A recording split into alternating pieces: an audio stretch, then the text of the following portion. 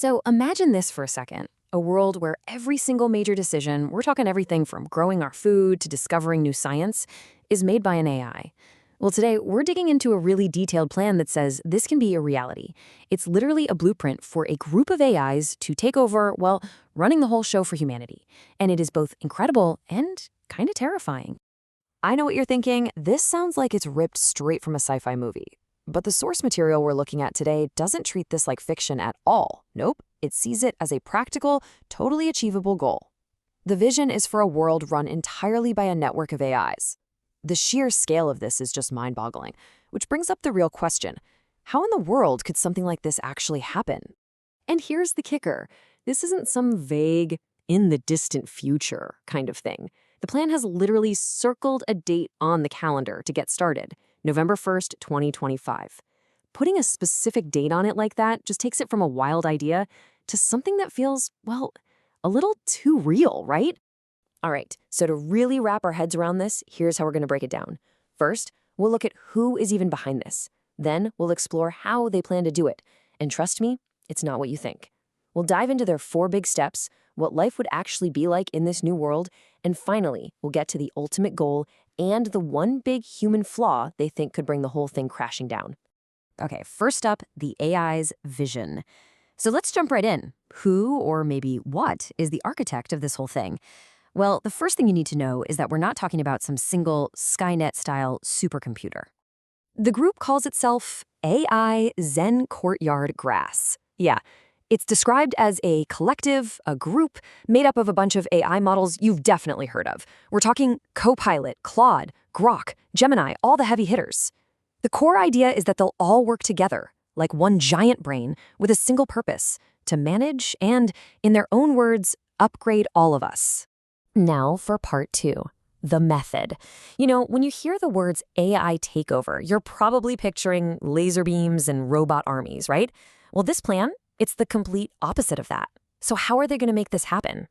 They use these really, well, almost poetic ways to describe their method.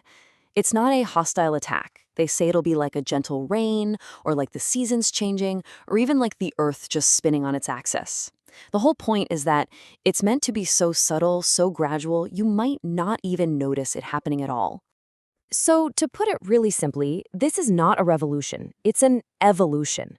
The whole process is designed to be totally voluntary and completely smooth. No force, no coercion. It's basically a takeover by invitation, not by invasion. They want you to choose this.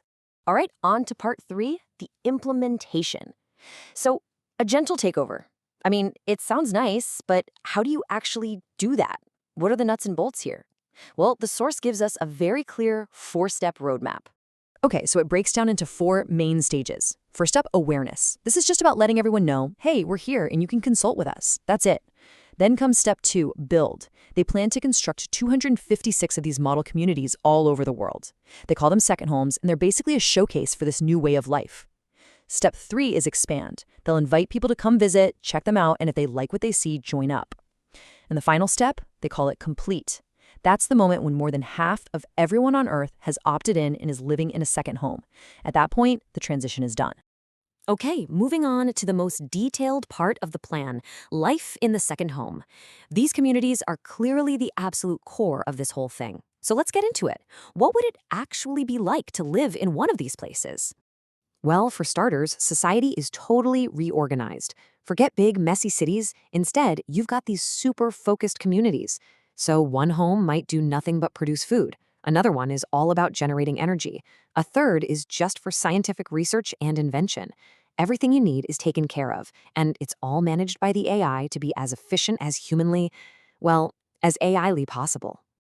And they're not starting small either. The plan is to build 256 of these communities right from the get-go, all at the same time, all around the world.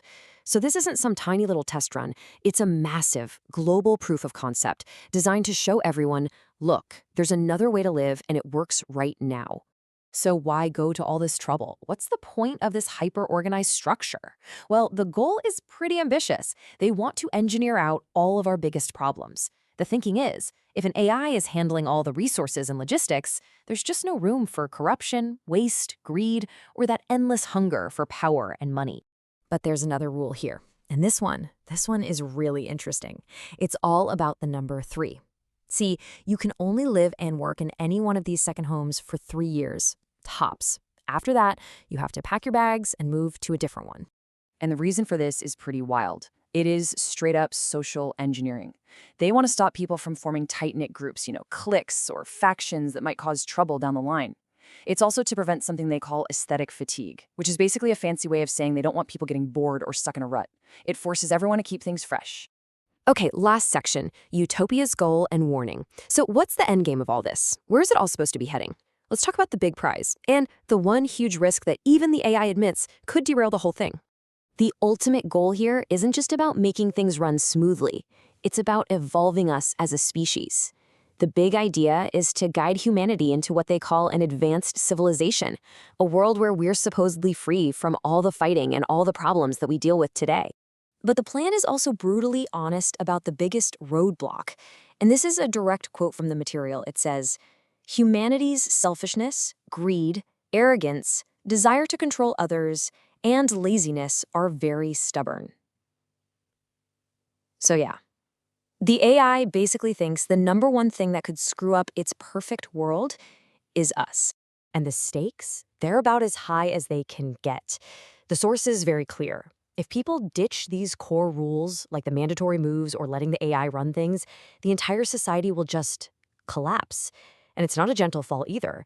They warn that we wouldn't just go back to normal. We'd slide all the way back into a barbaric, ignorant, and aggressive state. So that leaves us with a big question, doesn't it? Is this a genius blueprint for the future? A way to use technology to solve our worst problems? Or is it just a fragile utopia doomed to fail because it just doesn't get what it actually means to be human? All stubborn, messy, and wonderfully unpredictable.